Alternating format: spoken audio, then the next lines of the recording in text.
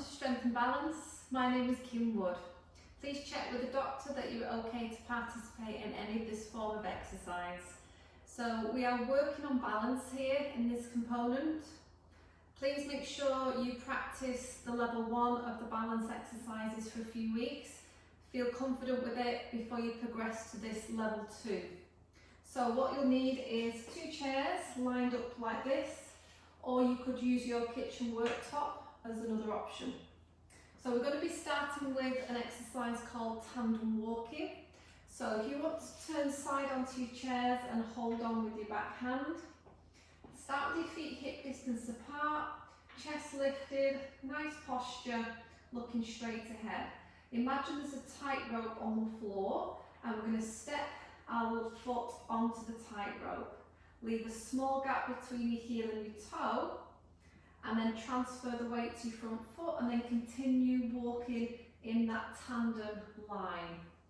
If you can't manage to have your feet in a tandem position, just stagger your feet slightly and allow a small gap instead. Just take small steady steps, walk to the edge, and then just when you can't walk any further without letting go of your chair, pause it there, press both your heels down into the floor, nice tall spine again, and then we're going to repeat this walking backwards now. So one foot goes behind the other foot. Keep imagining that straight line, taking very slow and precise steps as you're moving backwards. You can always hold onto the chair, but as you get more confident, you might start to float your hand just over the top of the chair. And again, make sure you're always within arm's reach of it. Pause at the end again, and let's repeat that again, moving forwards. Pull the crown of your head up to the ceiling. Use your eye gaze to look ahead to the horizon. Try not to look down at the floor on this one. Pausing at the end of the movement. And walking backwards again.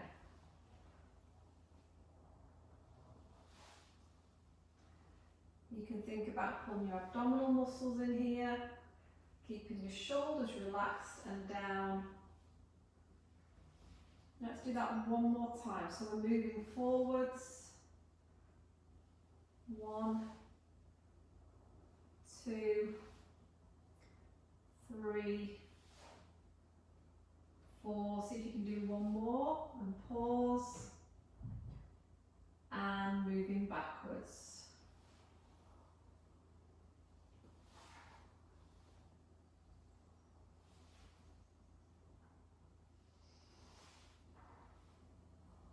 Pause at the end and then step out to the side. So that was your tandem walk. So what we're going to do now is walk forwards, turn to face the other direction, so we're not constantly holding on with one arm. And this time we're going to do some toe walking. So just shuffle back so you can just reach the edge of your chair again, feet hip distance apart. This time lift the heels up so you're on the balls of the feet. And let's start walking on our toes. Now very small steps if you can. So imagine that you're a little mouse and you can't take very big steps. As minute as possible, lifting those heels. Think about pushing into the big toes and rolling the weight into the big toes as well. And then just when we get to the end of this, feet hip distance and bring your heels down. And then slowly turn to face the chairs and then face the other direction. Move back to arm's length of your chair and let's go again. So lifting those heels up and walking forwards on our toes. So slowly and concisely as you can. Softness in the knees. Just staying in control. If you need to rest, just bring your heels down and walk normally. And again, once we get to the end there, feet hip distance apart, heels to floor. Again, slowly turn to face your chairs. Feet hip distance apart. apart. Let's go again. Heel raises up and we're walking on our toes. Great exercise to strengthen the ankles, the calf muscles, the muscles in your feet, in your toes. Feet hip distance, heels down, turn into the chair. Let's repeat that one more time. Heels come up and the toe walking forwards.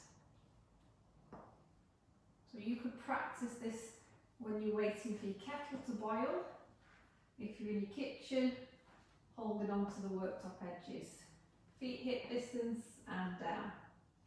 Okay, so next of all we're going to do some heel walking. So this time we're going to be pulling the toes up and walking on the heels. So turning to face in the direction. Now keep your knees very soft. People will have a tendency to really lock the knees. So soften the knees and pull your toes up and check that you've not just pushed your bum back and you've not hinged forward at your hips. So keep your chest up, keep your tailbone tucked underneath. And then with a little knee bend, you're going to place the foot forwards, keeping it on the heel. Alternating now. Just like we did with the toe walking, try and keep it very small and precise. We're not rushing along here. So the slower you can do it, the more challenging it will be and the better it will be for your balance. Feet hip distance at the end and relax. Slowly turn to face your chairs and to the other side. Okay, so find that softness in your knees. Pull your toes up in your shoes. Keep your tailbone tucked and we're walking forward. Now I usually say try and imagine you've got a book balancing on the top of your head. And try not to let that book slide off. And you can keep looking straight ahead. Keep your chin level to the floor. Keep bending those knees. Get to the end, have another rest. Let's do that 2 more times. Okay, so bend the knees and lift the toes. And you're ready to walk. You can definitely feel the muscles around the fronts of your ankles and at the fronts of your shins when you're doing this. It's also stretching out your calf muscles. Okay, rest it there. And then one more time. Toes coming up and heel walking forwards.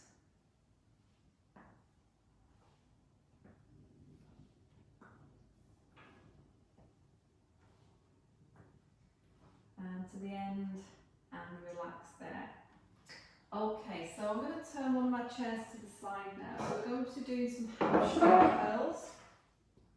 So hold on to the front edge of your chair and I want you to put the weight just into your left leg. Slide your right foot behind you. Now I want you to try and keep the knee where it is rather than bring the knee forwards. Keep the knee back and try not to lean over the front of your chair either. So we're going to bring that right heel up towards the bottom and then slowly bring the toes back to the floor. It's the same leg again, we're pulling the heel up towards the bottom and making it land softly. So I'm holding the chair, but eventually what might happen is I might be able to just go lighter onto my fingers. Just checking that I'm not tilting my hips to one side. Back to imagining I've got the book on the crown of my head again. And I'm not hunching in the shoulders and keeping the shoulders really relaxed down. So you'll feel it in the back of your thigh, you'll feel it in the back of your knee. But it's really good for strengthening the muscles that support and surround your knee and your hip. And eventually you might be able to hover your hands off your chair. Let's do 2 more of those. Checking that that supporting knee that we're standing on isn't locking out into a straight position. And relax there. Okay, give your legs a little march. And then let's repeat that with the side. So put your weight into your right leg and slide your left foot behind you. Get the hips to balance again. holding onto that chair, and we're lifting the heel to the bum, and we're lowering it again. And it's really surprising how weak these muscles become quite quickly if we don't use them. So this is why we have to try and do a real variety of different exercises, so we're not just repeatedly strengthening the same muscle groups. Softening into this right knee, and then perhaps going lighter into our fingers, or hovering the hands off the chair. Remember that posture. I imagine that I've got a cup of water balancing on each of the hip bones right now to stop me from tilting the pelvis to one side. Let's do 2 more there. And then 1 more. Lovely. Okay, bring your foot in, give your legs a little march out. So I'm going to turn my chair this way. So we're going to finish off this part with some side leg raises. So if you just want to step to the right hand side of your chair, holding on with your left hand, and we're putting the weight back into that left leg. Now just start by sliding the right foot out to the side and sliding it back in. And as you're doing this, just start to turn your right toes in slightly. So we're going to work the muscles surrounding the side of the hip. And eventually what you might be able to do is do a leg raise. So you're lifting the leg out and you're lowering it. You're lifting the leg out and you're lowering it. And what we're aiming not to do is we don't want to lean to the side. So back to having our crown of our head pulling up to the ceiling. Just feeling the muscles here at the side of the hip. Again, lighter with the hands on the chair if you can, so you're not gripping too tightly. You should be feeling that in both legs, so your leg that you're standing on, your calf muscles will be really contracting now to support your thigh muscles. Let's do 2 more. And 1 more. Lovely, and then just shuffle across to the other side. So we're going to hold onto the chair with our right hand, pot our weight into our right leg, and then just start with a nice slide out with the foot and a slide in. Starting to turn our left toes in slightly, softening into our right knee, and then perhaps we're taking it into our leg raise, lifting out and in, and out, and in. So it's a really effective exercise to help you with any movements where you're having to step sideways. Also really good and beneficial for your bones, so we're increasing bone density as well.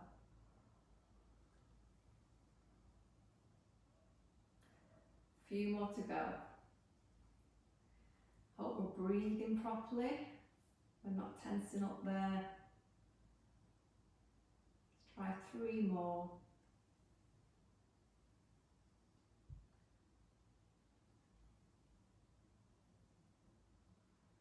And 1 more. And give those legs a nice little walk out. So well done. That was level 2 for your balance. Remember that you can swap that in just after you've done your warm-up or just after you've done your warm-up and your endurance exercises. Thank you.